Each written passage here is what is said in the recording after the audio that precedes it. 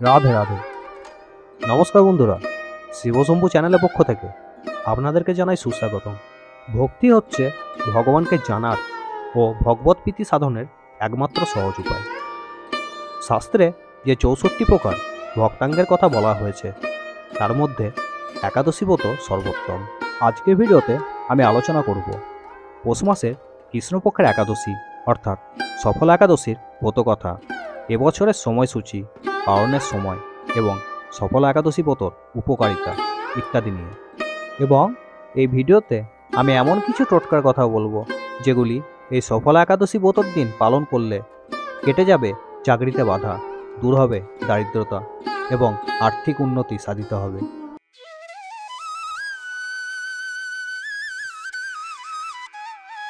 পৌষ মাসের কৃষ্ণপক্ষের একাদশীর নাম সফলা। ব্রহ্মাণ্ড পুরাণে যুধিষ্ঠির শ্রীকৃষ্ণ সংবাদে এই তিথির মাহাত্ম্য বর্ণিত হয়েছে। যুধিষ্ঠির বললেন, হে প্রভু, পৌষ মাসের কৃষ্ণপক্ষের একাদশীর নাম, বিধি এবং পূজ্য দেবতা বিষয়ে আমার কৌতূহল নিবারণ করুন। শ্রীকৃষ্ণ বললেন, হে মহারাজ, আপনার প্রতি স্নেহবশত এই ব্রতকথা বিষয়ে বলছি।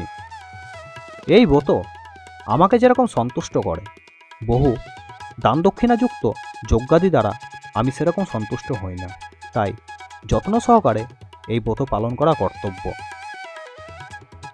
হাজার হাজার বছর তপস্যায় যে ফল লাভ হয় না, একমাত্র সফল একাদশীতে রাত্রি জাগরণের ফলে তা অনায়াসে প্রাপ্ত হওয়া যায়। মহিষ্মত নামে এক রাজা প্রসিদ্ধ চম্পাবতী নগরে বাস করতেন। রাজার 4 জন পুত্র ছিল, কিন্তু তার জ্যেষ্ঠ পুত্র লুম্বক সর্বদা পরস্ত্রী গমন, মদ্যপান প্রভৃতি অসৎ কাজে রত থাকত। সে সর্বক্ষণ ব্রাহ্মণ, বৈষ্ণব ও দেবতাদের নিন্দা করত। পুত্রের এই আচরণে ক্ষুব্ধ হয়ে রাজা তাকে রাজ্য থেকে বার করে দিলেন। স্ত্রী, পুত্র, পিতা মাতা, আত্মীয় স্বজন পরিত্যক্ত হয়ে সে এক গভীর বনে প্রবেশ করল। সেখানে কখনো জীব হত্যা, আবার কখনো চুরি করে জীবন ধারণ করতে লাগলো। কিছুদিন পর সে একদিন রাজপ্রহরীদের হাতে ধরা পড়ল, কিন্তু রাজপুত্র বলে সেই অপরাধ থেকে মুক্তি পেল। পুনরায় সে বনে ফিরে গিয়ে জীব হত্যা ও ফলমূল আহার করে দিন যাপন করতে লাগলো। ওই বনে বহু বছরের পুরনো একটি বিশাল অশ্বত্থ বৃক্ষ ছিল। সেখানে ভগবান শ্রী বাসুদেব বিরাজমান বলে বৃক্ষটি দেবত্ব প্রাপ্ত হয়েছে। সেই বৃক্ষতলে পাপবুদ্ধি লুম্বক বাস করত। বহুদিন পর তার পূর্বজন্মের কোনো পুণ্য ফলে সে পৌষ মাসের দশমীর দিনে কেবলমাত্র ফল আহারে দিন অতিবাহিত করল, কিন্তু রাত্রিতে অসহ্য শীতের প্রকোপে সে মৃতপ্রায় হয়ে রাত্রি যাপন করল। পরদিন সূর্যোদয় হলেও সে অচেতন হয়েই পড়ে রইল। দুপুরের দিকে তার চেতনা ফিরল। ক্ষুধা নিবারণের জন্য সে অতি কষ্টে কিছু ফল সংগ্রহ করল। এরপর সেই বৃক্ষতলে এসে পুনরায় বিশ্রাম করতে থাকল। রাত্রিতে খাদ্যাভাবে সে ক্রমশ দুর্বল হয়ে পড়ল। সে প্রাণ রক্ষার্থে ঈশ্বরের উদ্দেশ্যে ফলগুলি নিয়ে, হে ভগবান, আমার কি গতি হবে বলে অশ্রুপাত করতে করতে সেই বৃক্ষমূলে, হে লক্ষ্মীপতি নারায়ণ, আপনি প্রসন্ন হন বলে নিবেদন করল। এইভাবে সে অনাহারে ও অনিদ্রায় সেই রাত্রি যাপন করল। ভগবান নারায়ণ সেই পাপী লুম্বকের রাত্রি জাগরণকে একাদশী জাগরণ এবং ফল অর্পণকে পূজা বলে গ্রহণ করলেন। এইভাবে অজ্ঞাতসারে লুম্বকের সফল একাদশী ব্রত পালন হয়ে গেল। প্রাতকালে আকাশে দৈববাণী হলো, হে পুত্র, তুমি সফলা ব্রতের পুণ্যপ্রভাবে রাজ্যপ্রাপ্ত হবে।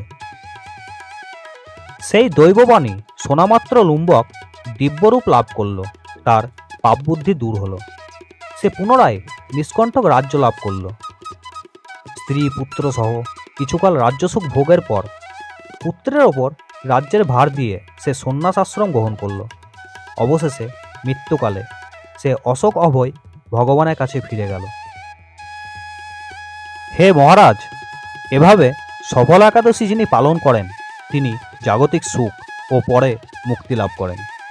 এই ব্রতে যারা শ্রদ্ধাশীল তারাই ধন্য, তাদের জন্ম সার্থক, এতে কোনো সন্দেহ নেই। এই ব্রত পাঠ ও শোভনে মানুষের রাজসূয় যজ্ঞের ফল লাভ হয়। এবছর পৌষ মাসের কৃষ্ণপক্ষের সফলা একাদশী তিথি শুরু হচ্ছে 9ই পৌষ 1431, অর্থাৎ ইংরাজির 25শে ডিসেম্বর 2024 বুধবার রাত্রি 9টা 47 মিনিটে। এবং এই সফলা একাদশী তিথির সমাপ্তি ঘটছে 10ই পৌষ 1431, অর্থাৎ ইংরাজির 26শে ডিসেম্বর 2024 বৃহস্পতিবার রাত্রি 11টা 49 মিনিটে। তাই উদয়াতিথি মেনে এবছর সফলা একাদশী ব্রত পালিত হবে 10ই পৌষ 1431, অর্থাৎ ইংরাজি 26শে ডিসেম্বর 2024 বৃহস্পতিবার। এই দিন ভগবান বিষ্ণুর পুজোর শুভ মুহূর্ত থাকছে সকাল 7টা 12 মিনিট থেকে সকাল 8টা 30 মিনিট পর্যন্ত। এবছর এই সফলা একাদশী ব্রতর পালন হবে 11ই পৌষ 1431, অর্থাৎ ইংরাজি 27শে ডিসেম্বর 2024 শুক্রবার সকাল 7টা 12 মিনিট থেকে সকাল 9টা 50 মিনিটের মধ্যে। ভিডিও শুরুতেই আমি যে টোটকাগুলির কথা বলেছিলাম, আসুন এখন জেনে নেওয়া যাক সেই টোটকাগুলি কী কী। আপনি যদি চাকরি বা ব্যবসা নিয়ে সমস্যায় পড়ে থাকেন, তাহলে সফলা একাদশীর দিন ভগবান বিষ্ণুর সামনে 9মুখী প্রদীপ জ্বালিয়ে নিবেদন করুন এবং বিষ্ণু সহস্রনাম পাঠ করুন। দেখবেন চাকরি বা ব্যবসা নিয়ে যে সমস্যায় পড়ে আছেন তা খুব তাড়াতাড়ি কেটে গিয়েছে। সফলা একাদশীর দিন ভগবান বিষ্ণুকে তুলসী পাতার মালা অর্পণ করুন। তবে মনে রাখবেন, একাদশীর দিন তুলসী পাতা ছেঁড়া উচিত নয়, তাই একাদশীর একদিন আগে তুলসী পাতা ছিঁড়ে রাখতে হবে, এতে দারিদ্রতা দূর হয়ে যাবে। সফলা একাদশীর দিন ভগবান বিষ্ণুকে ক্ষীর নিবেদন করুন। ক্ষীর দেওয়া খুবই শুভ মনে করা হয়। এটি করলে মনের প্রতিটি ইচ্ছা পূরণ হবে এবং আর্থিক উন্নতি সাধিত হবে। তাহলে বন্ধুরা, আপনাদের সকলকে সফলা একাদশীর শুভেচ্ছা জানিয়ে আজকে ভিডিওটি আমি এখানেই শেষ করলাম। ভিডিওটি কেমন হয়েছে অবশ্যই কমেন্ট করে জানাবেন এবং কমেন্টে রাধে রাধে লিখতে ভুলবেন না।